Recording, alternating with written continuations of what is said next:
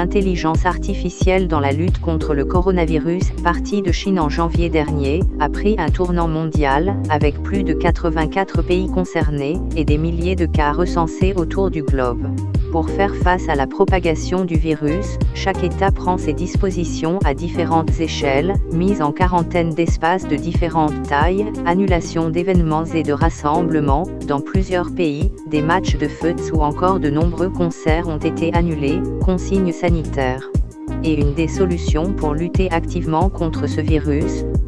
En effet, l'intelligence artificielle apporte des moyens très efficaces pour gérer, s'informer, traiter, déceler les zones où les patients à risque, proposer un traitement efficace, ou carrément stopper la propagation.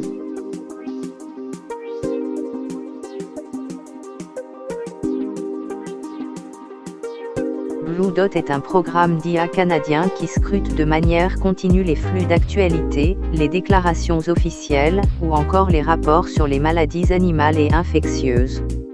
Cette collecte de données mène donc à détecter les signaux d'une éventuelle épidémie, qui sont dans un second temps traités par une équipe d'épidémiologistes pour vérifier les conclusions obtenues. En se basant sur ces analyses de données, ce programme d'intelligence artificielle a aussi pu déterminer où et quand les individus infectés se sont déplacés. L'intelligence artificielle avait donc aussi prédit que le virus allait se diriger vers Bangkok, Taipei ou encore Tokyo très rapidement. Les données ont été transmises aux autorités, aux hôpitaux et aux services de transport par la start-up qui a créé Blue Dot, mais cela n'a pas été pris tout de suite au sérieux. Quelques jours plus tard, l'Organisation mondiale pour la santé, OMS, annonçait l'épidémie du coronavirus. En Chine, l'intelligence artificielle est au cœur de l'épidémie, puisque dans certains hôpitaux, les médecins et le personnel soignant sont épaulés par des robots. Un renfort bienvenu puisque ces robots de la société Cloud Mind Technology sont connectés en 5G à un cloud intelligent, et sont capables de réaliser de nombreuses tâches à risque pour les humains. Ainsi, ces robots peuvent par exemple désinfecter les salles, prendre la température des patients, répondre à leurs questions ou encore livrer les médicaments. Ces robots programmés grâce à l'intelligence artificielle, moulinent des millions de données, et sont capables de réaliser des tâches simples qui permettent de réduire les risques d'exposition pour les équipes médicales.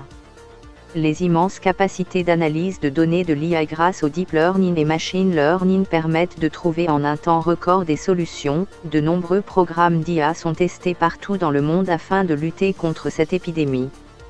Cela va de la détection des foyers de contagion, en passant par la recherche de médicaments et traitements efficaces pour lutter contre le virus, ou encore par le diagnostic médical.